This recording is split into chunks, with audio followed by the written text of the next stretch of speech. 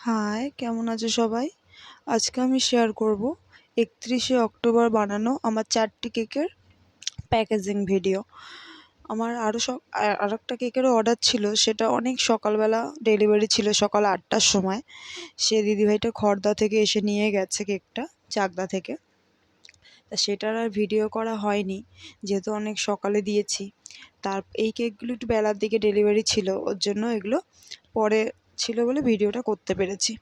তা আমি সবার প্রথমে ডবল টেপ দিয়ে নিই, কারণ যত বড় কেক হোক না কেন আর যত ছোট কেক না হোক না কেন, আমি সবসময় নিচে ডবল টেপ দিয়ে দিই, যাতে কেকটা কোনোভাবেই বোর্ডের থেকে সরে না যায়।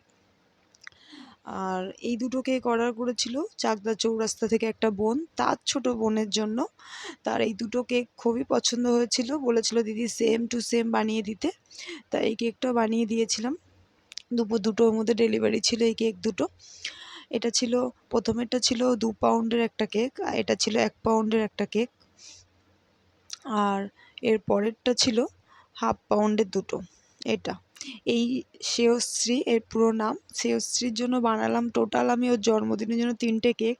ওর বন্ধু বান্ধবরা মিলে এর আগেও একটা ফ্লোরাল ডিজাইনে কেক নিয়েছে, তার নিজের জন্মদিনের জন্য রেড কালারের একটা কেক নিয়েছে, আবার এইটা বানালাম।